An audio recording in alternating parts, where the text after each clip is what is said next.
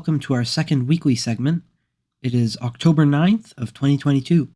To start with the bad news, we've seen a series of missile attacks against Kiev, Zaporozhye, and Dnipro. I think it's likely that this is an attempt at revenge for the attack on the Crimean bridge. Russian officials and media have been making a huge deal out of that, calling it things like a declaration of war or a terror attack. Now, if I was to go out on a limb here, I think I would say that this is probably a good sign for the overall situation of the war, because if Russia could launch an effective military response or a counterattack, then they would probably choose to do that instead. Although on that note, we did see a string of Russian attacks across the Donbass. Currently, it looks like all of those attacks have failed. There's also been a new general appointed to run the war, and we will get to that at the end of the show. Only two pieces of world news for this week. First off, the protests in Iran are continuing. It's hard to say how long they're going to go on for. I'm still not feeling very hopeful about any serious change to come from this, but I would like to be wrong. We're just going to have to watch and see. We've also seen North Korea launching 2 missiles into the sea, this being a response to US-South Korea naval drills in the area. And with that on, I'd like to go a little bit more in depth into some of the things that we've been discussing over the past week, starting with a look at the significance of the Crimean bridge explosion. There is, of course, a significant impact on Russian logistics in the area, and we've already seen them having a lot of trouble supplying their forces in the south, so this is not going to help with that at all. So the construction of the bridge cost about $3.7 billion US, which is obviously a huge amount, and it wasn't actually finished until around 2019. But beyond the time and money that went into it, it's also extremely symbolically important. It's a symbol and a representation of Putin's success in taking Crimea, which was a huge boost to his popularity in 2014, and still a symbol of his success as Russian leader.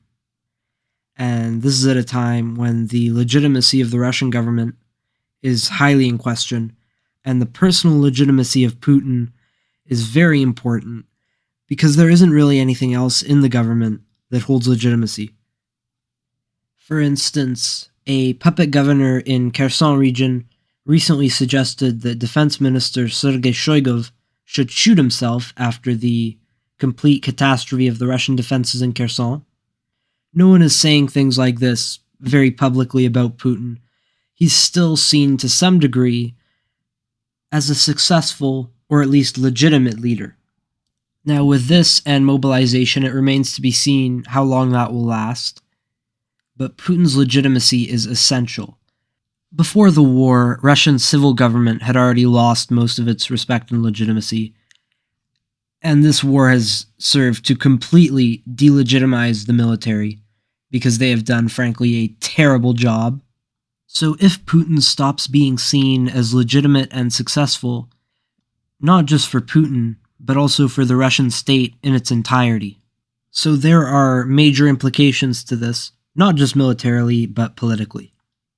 And now I want to talk a little bit about the conflicts and chaos that have embroiled the post-Soviet sphere. In particular, the conflict between Armenia and Azerbaijan, and between Kyrgyzstan and Tajikistan.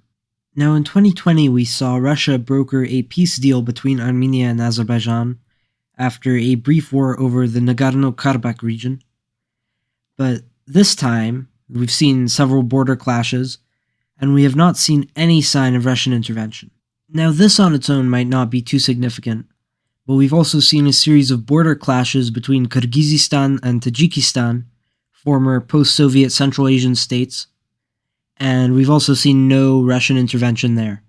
Now, Russia was involved in obtaining a ceasefire between these two countries when they had a border clash in 2021, and we also saw Russian intervention to crush protests against the Kazakhstan government at the beginning of 2022, prior to the start of the war.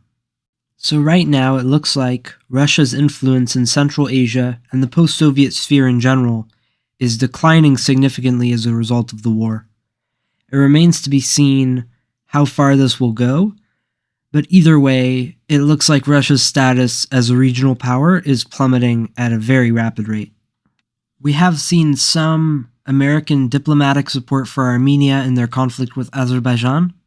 Nothing yet from China on Tajikistan and Kyrgyzstan, so that's something to watch going forward. And finally, we have the new Russian general appointed to head the invasion of Ukraine. This is Sergei Surovikin. Previously, he served as a commander in Chechnya, and after that was in charge of Russian forces in Syria, and most recently was in charge of Russian forces in the south of Ukraine. In the Soviet era, he also commanded forces during the hardliner coup against Gorbachev, and he was jailed for 6 months over 3 deaths that occurred in connection with that attempted coup.